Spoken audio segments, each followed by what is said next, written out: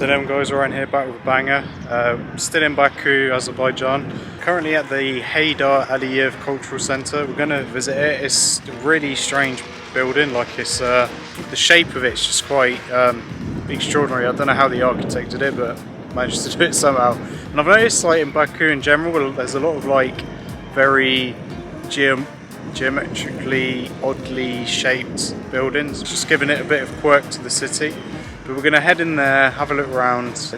Yeah, we've still got a few more hours till iftar, so we'll see what touristy things we can do in the cultural centre. I think it's like an art/history museum, if I'm not mistaken.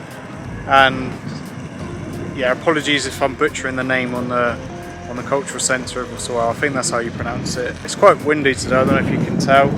Azeri culture is very unique, I find. It's like a mix of Soviet, Persian, Caucasian. It's very unique, and it wasn't really what I expected. Not in a bad way, but it's quite different from anywhere I've been to, I think. Oh, and the other thing like we've noticed since we've been in Baku is there's a lot of like tunnels. There's a lot of like pedestrian crossings, but a lot of tunnels. So if you want to get from one side of the road to the other, there's like a subway underground passway you go to get across these really big roads, which is practical because you don't have to wait for the cars or red lights or whatever. You just go down and go back up again. But it's some of them are like really big, and it's really like eerie at times. Yeah, that's just something we've noticed here anyway. But yeah, like I said, we're going to head into the Heydar Aliyev Center, cultural center, and get some more Azeri food shortly after that. I was really interested in there. It's a lot bigger than what we thought. I mean, it is like you can see behind me, it's a massive building, but I didn't know the inside was going to be very like quirky. I'll put some videos up now, but we sort of rushed it towards the end because it's going to be iftar soon. We're going to head towards there. I think it's about half an hour walk, and get some more delicious Azerbaijani/Azeri food. We also found out who Heydar Aliyev is. It's like I think he's a big like a military figure/political figure in the history of Azerbaijan. So if you didn't know, Azerbaijan's only about I think like 30 years old, so it's a relatively new country. But I think he's sort of the guy who gave the foundations as such for the country. Yeah, it was interesting. It's definitely worth a visit because I find it was really trippy inside. Like you can see behind me, it's all like, and inside it's the same, and all the floors are white, and it gets a bit claustrophobic at times, I found, but yeah. Anyway, we're going to rush now and get our iftar. So guys, we just made it to Shah Restaurant, which is named after Shah Ismail, which was one of the famous, I think, a Shah, which is like a sheikh, I think, but the equivalent in Persia. And that was a 16th century Shah, and they've just named it around him because I think he sort of not colonized, but Azerbaijan at the time was a part of the empire, so they've named it after him. Anyway, sorry, I'm faffing a bit too much. Obviously this place serves Azeri cuisine. We've gone for some traditional dishes.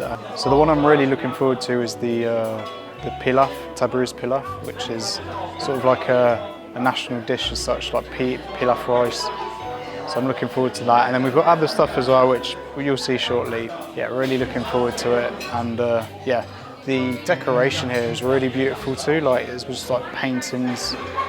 So behind me this place is aesthetically pleasing for sure. We've also got this drink. It's called sherbet. It's not sherbet like in England, but it's like a lemony, sweet, herby type drink. It's like an iced tea, but without the tea, if that makes sense. I mean, drinking out of these cups, you definitely do think you're a Shah indeed. So as you can see, I've gone for the dovgos soup, which is essentially a buttermilk soup, and it's got some herbs and chickpeas in it. It is quite milky, and well, obviously it's milky with buttermilk, but it's very thick, creamy, very herby at the same time. I'm not sure what type of herb they put in there, but it's really interesting. Well, yeah, that soup is just it's like a really sour yogurt, with herbs and then obviously chickpeas. I don't know if it's for me or not, but I'm gonna finish it. But it's yeah, really unique. I've never had anything like it. It's not at all what you'd expect it to be. Yeah, that soup is extremely sour, but we've just got a bread platter and it's yeah, looking pretty good. There's like a small little bread with a sesame and nigella seeds on. I'm gonna try and yeah, mix it in with the with the soup, because this soup is actually really sour. I wasn't expecting this at all. I think that's freshly baked as well.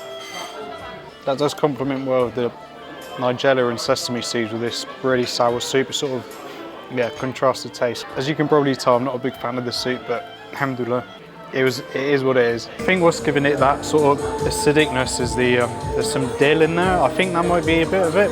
And I'm not a big fan of dill, so I think that might be what's putting me off. But anyway, alhamdulillah, I mean, I tried it at least, and I think it's one of their sort of their famous soups, so not for everyone.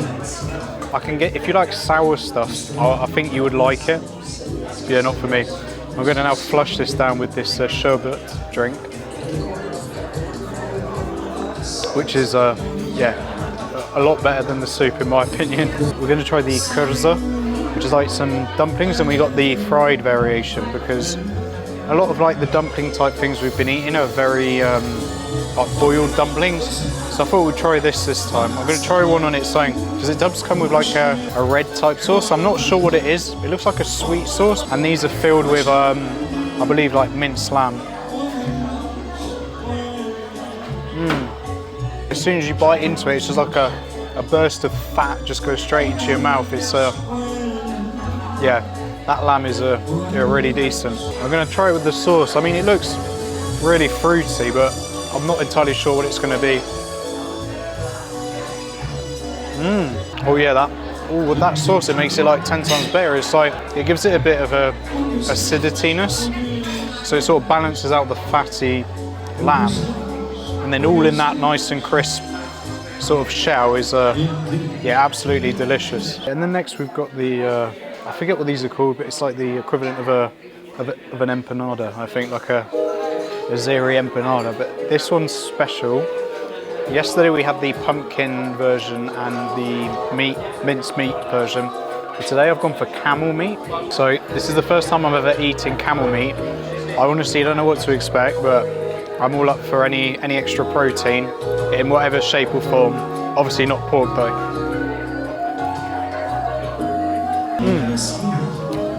It's quite nice actually. It just tastes like minced beef.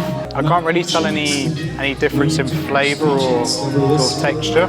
Yeah, food here is just something really different. I mean, it does remind me of like Persian food. It's like leaning towards that more than say Turkish food, but really outstanding stuff. And I forgot to mention as well, like service here, not just in this restaurant, but in the country in general, has been like really outstanding. Like everyone's really like on the ball, and sometimes they're even physically like running around to get to the kitchen, which is yeah, a lot of dedication. Next we're going to try, I forgot what this dish is actually called, but I'll put the name here. It's I think it's like the dumpling pastry, like the dumpling batter, not batter, but the dumpling pasta as such, topped with just ground beef, caramelized onions, and then some yogurt, and they top a bit of vinegar on it as well.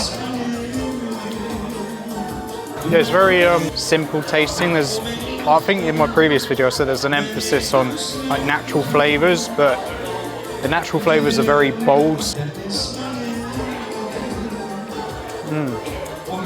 Caramelized onions are really nice, and the food here isn't overly salty either. It's just sort of just right. I mean, there is salt and pepper on the table if you want it to be more so, but I think it's just right, to be honest.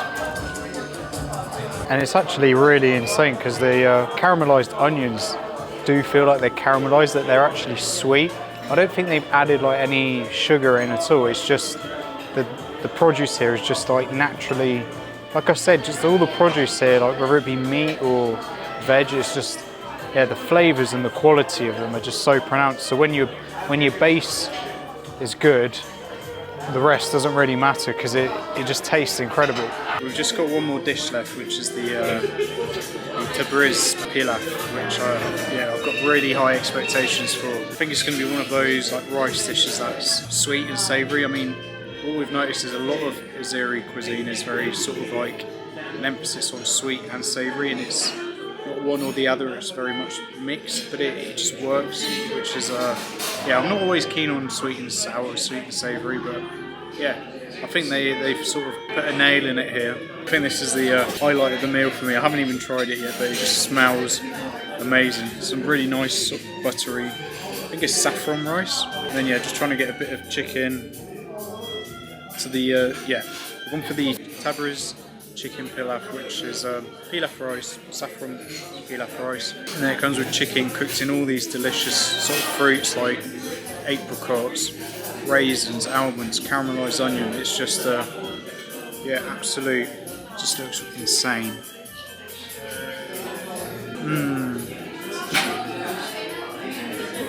Oh yeah. Yeah, that is exactly what I was expecting. And there's quite a nice smokiness from the chicken. All of the fruits in it, obviously it gives it a sweetness, but it's just smoky and caramelised and just melty. It's, that is something else. It does remind me very much of like Moroccan tagine, but Azeri style.